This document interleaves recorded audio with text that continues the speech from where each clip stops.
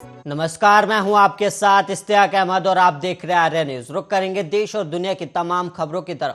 प्रधानमंत्री नरेंद्र मोदी आज यानी 5 जनवरी को पंजाब के फिरोजपुर का दौरा करेंगे और इस दौरान वो राज्य में 42,750 करोड़ रुपए से ज्यादा की लागत के कई विकास परियोजनाओं का शिलान्यास भी करेंगे। और पीएमओ ने एक बयान में कहा कि इस दौरे के दौरान पीएम दिल्ली अमृतसर कटरा एक्सप्रेसवे और अमृतसर ऊना खंड की 4 लेन में परिवर्तित करने, मुकेरियां तलवाड़ा रेल लाइन का आमन परिवर्तन, फिरोजापुर में पीजीआई सैटेलाइट केंद्र और कपूरथला और होशियारपुर में 2 नए चिकित्सा महाविद्यालयों की स्थापना संबंधी परियोजनाओं की आधारशिला रखेंगे। और पीएमओ ने कहा कि देश भर में संपर्क को बेहतर करने के प्रधानमंत्री के प्रयासों के तहत पंजाब में भी विभिन्न राष्ट्रीय राजमार्गों के विकास की पहल की गई है और इसके परिणाम स्वरूप राज्य में साल 2014 में नेशनल हाईवे की लंबाई जहां 1,700 किलोमीटर थी, वहीं साल 2021 में ये बढ़कर 4,100 किलोमीटर हो गई। और बयान में पीएमओ ने कहा कि इन्हीं प्रयासों को जारी रखने के क्रम में प्रधानमंत्री पंजाब में 2 मुख्य सड़क गलियारों की आधारशिला रखेंगे। और वहीं आपको बता दें कि करीब 669 किलोमीटर लंबे दिल्ली अमृतसर कटरा एक्सप्रेसवे को 39,500 करोड़ रुपए की लागत से विकसित किया जाएगा। और इस सड़क के बन जाने से दिल्ली से अमृतसर और अमृतसर से कटरा तक के सफर को आधे समय में तय किया जा सकेगा। और पीएमओ के मुताबिक ग्रीनफील्ड एक्सप्रेसवे सिख धार्मिक स्थलों सुल्तानपुर लोधी, गोइंदवाल साहिब, खडूर साहिब, तरन तारण और कटरा स्थित हिंदुओं की पवित्र धर्मस्थली वैष्णो देवी को जोड़ेगी। और यह एक्सप्रेसवे हरियाणा, चंडीगढ़, पंजाब और जम्मू कश्मीर के प्रमुख औद्योगिक शहरों अंबाला, चंडीगढ़, मोहाली, संगरूर, पटियाला, लुधियाना, जालंधर, कपूरथला, कठुआ और सांबा को भी जोड़ेगा।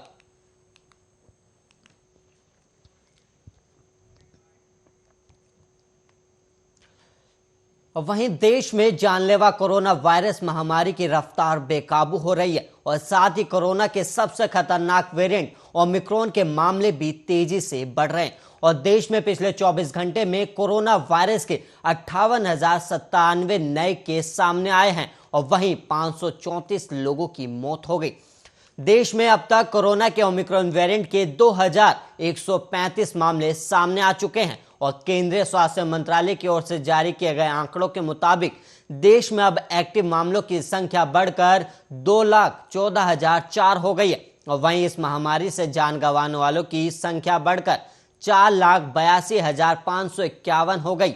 और आंकड़ों के मुताबिक कल 15,389 लोग ठीक भी हुए हैं, जिसके बाद अभी तक 3,43,21,803 लोग संक्रमण मुक्त हो चुके हैं। और राष्ट्रव्यापी टीकाकरण मुहिम के तहत अभी तक कोरोना वायरस रोधी टीकों की 147 करोड़ से ज्यादा खुराक दी जा चुकी है और कल 96,43,238 डोज दी गई, जिसके बाद अब तक वैक्सीन की 147 करोड़ 72,08,846 डोज दी जा चुकी है। और देश में अब तक ओमिक्रॉन वेरिएंट से 2,135 लोग संक्रमित हो चुके हैं और देश में इस वेरिएंट से संक्रमित राज्यों की संख्या अब 24 हो गई। और सबसे ज्यादा मामले महाराष्ट्र और राजधानी दिल्ली में और इसके बाद तीसरे नंबर पर केरल है। और महाराष्ट्र में अब तक ओमिक्रॉन से 653, दिल्ली में 464 और केरल में 185 लोग संक्रमित हो चुके हैं।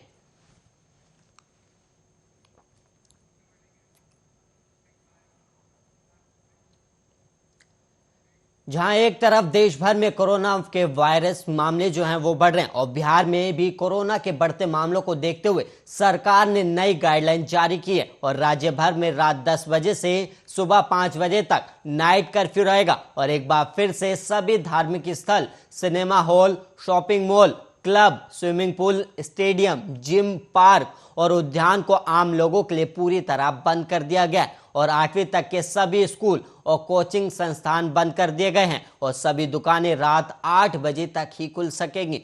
और ये नई गाइडलाइन गुरुवार 6 जनवरी से लेकर 21 जनवरी तक प्रभावी रहेंगी। और राज्य में अभी अनलॉक 11 के तहत जारी गाइडलाइंस 5 जनवरी तक लागू है और सभी सरकारी कार्यालय और गैर सरकारी कार्यालय 50% उपस्थिति के साथ खुले रहेंगे। और सरकारी कार्यालयों में प्रवेश वर्जित होगा और सभी दुकानें और आपको बता दें कि 8 बजे तक ही खुलेंगी। और वहीं प्री स्कूल से 8वीं तक के विद्यालय और कोचिंग संस्थान बंद रहेंगे, लेकिन ऑनलाइन शिक्षण दिया जा सकेगा। और 9वीं और उच्चतर कक्षाओं वाले विद्यालय और कोचिंग संस्थान 50% उपस्थित के साथ खुले रहेंगे। ऑनलाइन शिक्षण को प्राथमिकता दी जाएगी और सभी धार्मिक स्थल श्रद्धालुओं और आमजनों के लिए बंद रहेंगे। और सभी cinema hall, shopping mall, club, swimming pool, stadium, gym, park और उद्यान पूरी तरह बंद रहेंगे। और विवाह समारोह अधिकतम 50 व्यक्तियों की उपस्थिति के साथ आयोजित किया जा सकेगा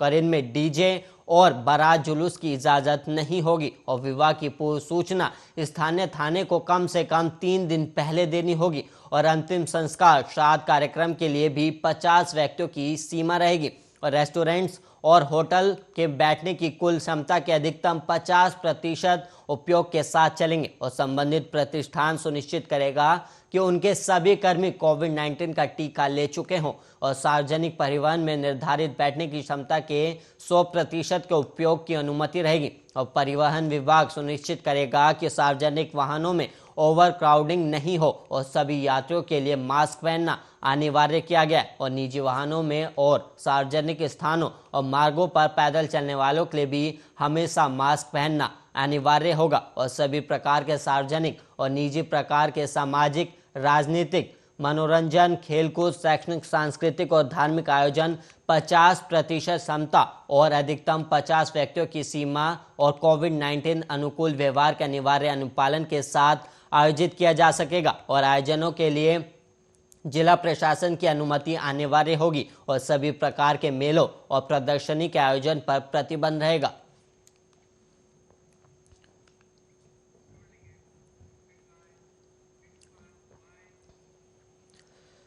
उत्तर प्रदेश के मुख्यमंत्री योगी आदित्यनाथ ने मंगलवार को समाजवादी पार्टी प्रमुख अखिलेश यादव पर तंज कसते हुए कहा कि जो लोग अपने सपनों में भगवान श्री कृष्ण के आने की बात कहते हैं, आज भगवान श्री कृष्ण भी उन्हें कोस रहे होंगे। और अलीगढ़ में मंगलवार को 7,000 करोड़ रुपए की लागत से 660 मेगावाट हरदोआंगंज ताप विद्युत संयंत्र सहित 2 बिजली योजनाओं के लोकार्पण और एक बिजली योजना का शिलान्यास करने के बाद जनसभा को संबोधित करते हुए आदित्यनाथ ने सपा के शासनकाल को दंगों का उत्पादन काल बताया। और उन्होंने कहा कि वो भगवान कृष्ण का नाम लेते हैं और कहते हैं कि भगवान कृष्ण मेरे सपने में आते हैं, लेकिन वो भूल जाते हैं कि कृष्ण की नगरी में ही पिछली सरकार का सबसे पहला दंगा कोशी में हुआ था और वहीं पर जवाहरबाग कांड भी हुआ था। और उन्होंने कहा कि अब तो भगवान भी उन्हें कोस रहे होंगे कि जब सत्ता मिली तो उन्होंने कंस का उपासक बनकर जवाहरबाग की घटना करा दी। और सपा अध्यक्ष और पूर्व मुख्यमंत्री अखिलेश यादव ने सोमवार को संवाददाताओं से बातचीत में कहा था कि उनके सपने में श्री कृष्ण आते हैं और कल भी आए थे और रोज आते हैं और कहते हैं कि समाजवादी पार्टी सरकार बनाने जा रही। और यादव ने कहा था कि भाजपा अक्सर राम राज्य की बात करते, लेकिन असल में समाजवाद का रास्ता ही रामराज का रास्ता है।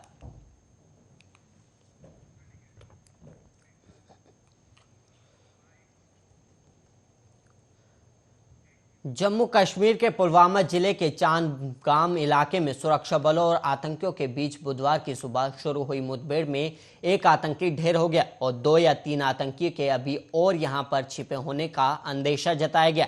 और सुरक्षा बलों की तरफ से आतंकियों के खिलाफ अभी ऑपरेशन जारी है। और कश्मीर जोन पुलिस ने इस बारे में जानकारी देते हुए कहा कि सुरक्षा बलों ने आतंकियों को सरेंडर करने के लिए कहा था, लेकिन उनके नहीं मानने पर मुठभेड़ शुरू हुई। और राज्य में आतंकवाद को खत्म करने के लिए सुरक्षा बलों द्वारा शुरू किए गए इस ऑपरेशन में कल ही एक बड़ी कामयाबी अपने नाम की दी। दरअसल कल सुरक्षा बलों ने श्रीनगर में 2 अलग अलग मुठभेड़ में 3 आतंकियों को मार गिराया था। और जम्मू कश्मीर पुलिस के मुताबिक कल यानी 4 जनवरी को श्रीनगर के बाहरी इलाके हरवन में लश्कर-ए-तैयबा से जुड़े एक खूंखार आतंकवादी को मार गिराया गया। और कश्मीर के पुलिस महानिरीक्षक विजय कुमार ने एक ट्वीट में मारे गए आतंकवादी की पहचान सलीम के रूप में की, जो लश्कर-ए-तैयबा से जुड़ा था। और ट्वीट में यह भी दावा किया गया कि एक अन्य विदेशी आतंकी को भी मार गिराया गया।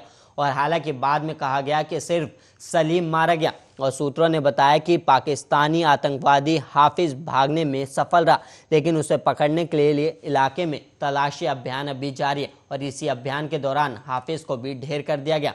और पुलिस महानिरीक्षक विजय कुमार ने कहा कि हाफिज उर्फ हमजा बांदीपोरा में 2 पुलिसकर्मियों की हत्या समेत अन्य आतंकी वारदातों में शामिल रहा है।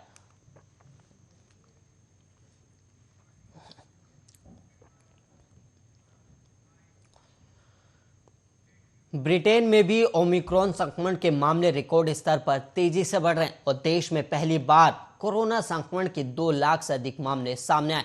और ओमिक्रॉन संक्रमण में तेजी के कारण अस्पतालों की स्थिति काफी खराब है और अस्पतालों में कर्मचारियों की काफी कमी है, जिसकी वजह से इलाज में भी दिक्कतों का सामना करना पड़ रहा है। और पिछले 24 घंटे में यहाँ संक्रमण के 2,18,724 मामले सामने आए हैं और सरकारी आंकड़ों के मुताबिक कोरोना संक्रमण से देश में 48 और लोगों की मौत हो गई और अस्पतालों में संक्रमित लोगों और वेंटिलेशन की जरूरत वाले लोगों का पहुंचना लगातार जारी है। और लेकिन अस्पतालों में स्टाफ की भारी कमी है और राष्ट्रीय स्वास्थ्य सेवा कर्मचारियों की कमी से जूझ रही है और पॉजिटिव पाए जाने के बाद कई कर्मचारी अपने घर पर हैं। और ब्रिटेन के प्रधानमंत्री ने सबसे अधिक संक्रमण प्रभावित क्षेत्रों में अस्पतालों में स्टाफ की कमी को जल्द दूर करने का वादा भी किया है। और उन्होंने कहा कि नाइटिंगेल क्लिनिक को सक्रिय किया जा रहा है और साथ ही सेना के सपोर्ट से कई मेडिकल स्वयंसेवक इस काम में जुटे हैं। और ब्रिटेन के प्रधानमंत्री बोरिस जॉनसन ने कहा कि कोविड के साथ हमारी लड़ाई खत्म नहीं हुई है। अगर कोई सोचता है कि कोविड-19 के साथ हमारी लड़ाई खत्म हो गई है तो ये तो गलतफहमी है। ये बहुत अधिक सावधानी बरतने का वक्त है। और हालांकि उन्होंने एक और राष्ट्रव्यापी लॉकडाउन को खारिज कर दिया।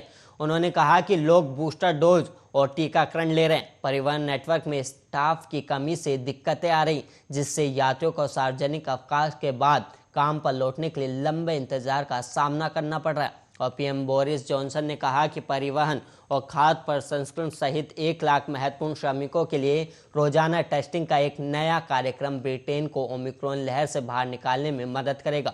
वैक्सीन मिनिस्टर मैगी थ्रोप ने कहा कि यह स्पष्ट नहीं है कि ब्रिटेन के कितने लोग सेल्फ आइसोलेशन में हैं। जानकारी के मुताबिक नेशनल हेल्थ सर्विसेज से जुड़े करीब 50,000 कर्मचारी बीमारी या आइसोलेशन की वजह से अनुपस्थित हैं।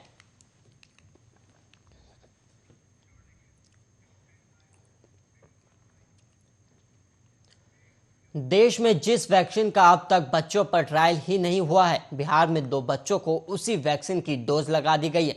और मामला बिहार के नालंदा का है, जहां 2 भाइयों को कोवैक्सीन की जगह कोविशील्ड का टीका लगा दिया गया। और जब बच्चों ने इस बारे में स्वास्थ्य कर्मचारी से शिकायत की तो उसने कहा कि कोविशील्ड लेने से कोई परेशानी नहीं होगी। और स्वास्थ्य विभाग की इस लापरवाही के शिकार दोनों भाई पीयूष रंजन और आर्यन किरण बिहार शरीफ की प्रोफेसर कॉलोनी के रहने वाले हैं। और उन्होंने बताया कि हमने रविवार को कोवैक्सीन के लिए स्लॉट बुक किया था और इसके बाद उन्हें 10 बजे के करीब नालंदा स्वास्थ्य विभाग द्वारा संचालित टीकाकरण केंद्र IMA हॉल गए और वहां सारी प्रक्रिया पूरी होने के बाद हमें टीका लगवाया गया। और टीकाकरण के बाद पता चला कि हम दोनों को कोवैक्सीन की जगह कोविशील्ड का टीका लगा दिया गया। और दोनों बच्चों के पिता प्रियरंजन कुमार ने बताया कि स्वास्थ्य विभाग ने घोर लापरवाही बरती है। और उन्होंने बताया कि इस मामले में जब दोनों बच्चे CM कार्यालय शिकायत करने गए तो उन्हें 1.5 घंटे ऑब्जर्वेशन में रखा गया। इसके बाद बोला गया कि अगर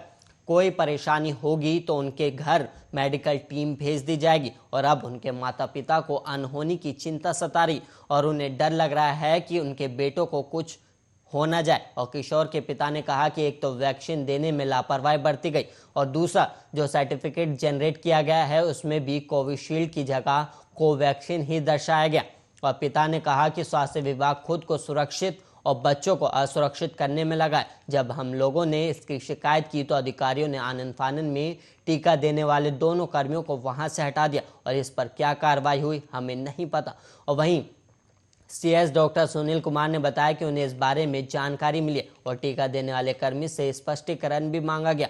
दरअसल जो कर्मचारी पूर्व में टीका दे रही थी वो कोरोना पॉजिटिव हो गई थी, उसकी जगह पर आई नई GNM से ये गलती हुई और किशोर के परिजनों को आश्वस्त कर दिया गया और उन्हें स्वास्थ्य विभाग का नंबर भी उपलब्ध करा दिया गया और किसी भी तरह की परेशानी होने पर 24 घंटे मेडिकल सेवा उनके लिए उपलब्ध करा दी गई। और बच्चों को ड्यूटी पर तैनात ने वैक्सीन नहीं लगाई, वो बैठी रही और उनकी जगह पर जीएनएम के एक छात्र ने दोनों को टीका लगाया।